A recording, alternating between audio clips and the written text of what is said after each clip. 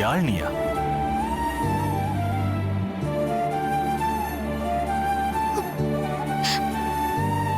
ஆமா, யாழ்னிதான். எனக்கு புள்ள இனிமே பிறக்க போறதில்ல. அது ஏற்கனவே பிறந்துருச்சு. அனு, என்னடி சொல்ற? நான் மனசுடைஞ்சு பேசுறேன்னு நினைக்காதீங்க.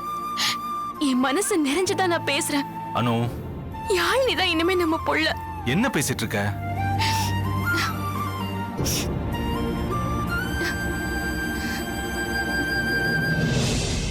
சக்தி, யாழ்னியை நம்ம தத்தெடுத்துக்கலாமா? தத்தெடுக்கலாமா? ஏய், நம்ம குழந்தை பெத்துக்க முடியாதுன்னு மெடிக்கலி யாருமே சொல்லல. இல்ல சக்தி, நமக்கு குழந்தை பிறக்கணும்னு இருந்தாலும் எனக்கு யாழ்னி வேணும் சக்தி. எனக்கு என் குழந்தை வெளியில இருக்கிற மாதிரி ஒரு ஃபீல் வந்துச்சு. அது வயிற்றுக்குள்ள இருக்கிற மாதிரி இல்ல. யாழ்னிய நான் என் பிள்ளையாவே பார்க்க ஆரம்பிச்சிட்டேன் சக்தி. என்ன அனு, இப்படி ஒரு முடிவை ஏன் எடுத்த?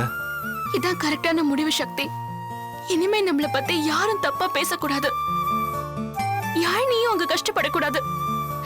2 பேரோட கஷ்டமும் முடிகிற இடம் இதுதான். அனு, நீ ரொம்ப ஈஸியா சொல்லிட்ட.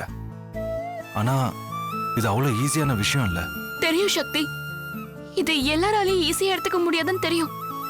கஷ்டப்படுறவங்களோட வலியும் கஷ்டப்படுறத பாக்குறவங்களோட வலியும் ஒண்ணு இல்லைங்க, வேற வேறதான்.